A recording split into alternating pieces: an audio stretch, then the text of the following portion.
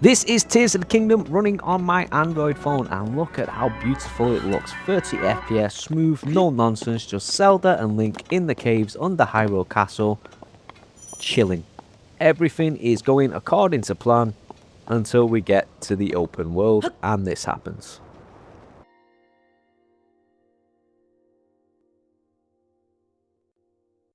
Switch emulation on Android is actually insane. Now, before we begin, I'm going to set the expectations. It is not perfect. You're not going to be getting 60 frames per second, 1080p playing Tears of the Kingdom on your phone. I've seen a bunch of people on Reddit claim that you do, but they never provide the proof and they never provide the secret sauce on how to do it. If you have the secret sauce, if you have the magic stuff, and you're getting perfect emulation, then please provide it in the comments. I've tried all the tips and tricks from Reddit, and this is the best that I've got. You're also going to need a pretty powerful phone to achieve anything. I'm using a Snapdragon 8 Gen 3 with 12GB of RAM and an extra 12GB of RAM I've taken from the internal storage. So my phone is no potato here. It is the French fries. It is the tater tots when it comes to gaming phones. But it's still amazing that you can even launch these games on a phone. I mean, this was my phone 10 years ago, and the thoughts of playing console games on it was just a pipe dream. It was struggling to play the PS2 GTA ports back in the day, and now we've got Red Dead Redemption and Hitman Blood Money in the palm of our hands. Even iPhones are getting full AAA games these days, like Assassin's Creed Mirage and Resident Evil 8. So we're only a few years off this being 100% compatible, which is insane to think about. Anyway, back to the emulator. It's called Eden and it is a fork of Yuzu, and I'm not going to provide any links as Nintendo has been on the warpath lately against these emulators, and it might not even be available by the time you see this video. So you're going to have to get it while you can. Just be careful what you download, as there is a few dodgy APKs out there. GitHub is usually a safe repository for these kinds of things. And as far as games are concerned, I cannot tell you where to get pirated games. All of the games I use here I own and have dumped myself. I cannot condone piracy on YouTube, as they will strike this video down. The emulator itself is easy to set up. You'll need keys from your Switch and firmware, but once you've got it working, it is relatively simple. I'm using a PlayStation 4 controller, and the setup was as simple as clicking auto map in the settings, and it was perfectly configured with the motion controls too. As for playing the games, here's the settings I chose. Resolution is set to 0.75, which is 560p, or 0.5, which is 360p depending on the game. I have VSync off, and I have VRAM usage set to aggressive. I also have the CPU overclock set to fast, and I use the 8GB memory layout. Now for the games. The first game I tried was Legend of Zelda Echoes of Wisdom, a game I bought but I haven't had a chance to play yet. I thought it would be a perfect game to play on the phone's tiny screen, as it's a 2D Zelda game and they are perfect portable.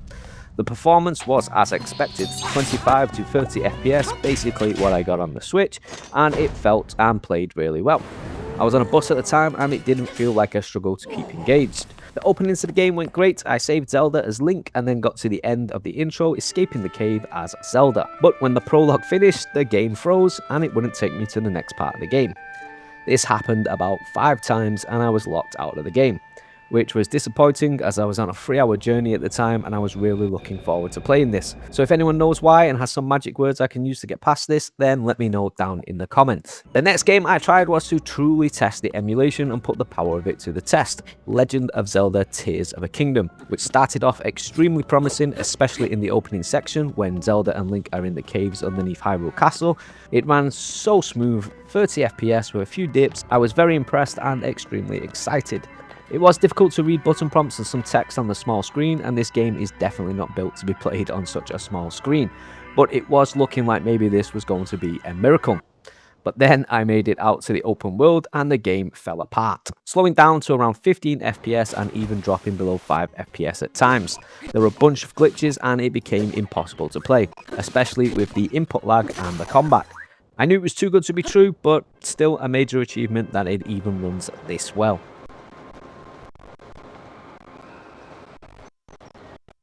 After having enough of Zelda, I moved on to Nintendo's other main character, Luigi, and fired up a game I never quite got round to completing, Luigi's Mansion 3.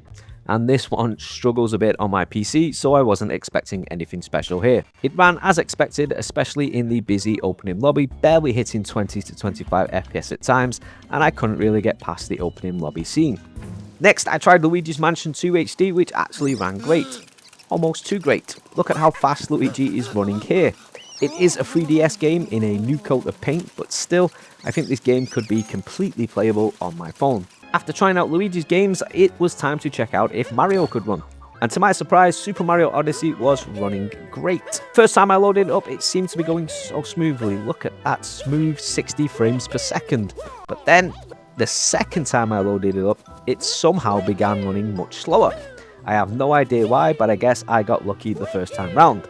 This also made me realise that 3D Mario games aren't really great to play on a tiny screen like this. You don't really get that full scale and wonder from them. Speaking of wonder, Super Mario Wonder runs extremely well. Look at the footage here. Just nice and smooth, barely any drops, completely playable even with the Wonder Seed manipulation, which I thought would see it struggle. Granted, I didn't get too far into the game and it might struggle later on, but a great start, and I think this game could be completely playable on my phone.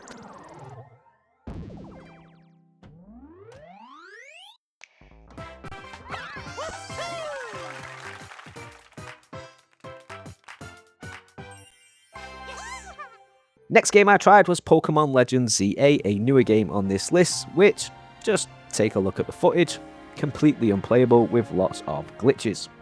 And the final games that I played were The Legends of Zelda Link's Awakening, which is one of my favourite games of all time. I usually play the Game Boy version of this game, but I do enjoy the Nintendo Switch remake from time to time, and this one just looked like shit. It seemed to play really well, but the blur feature that's usually on the side of the screen, for some reason, was just taking over the entire screen.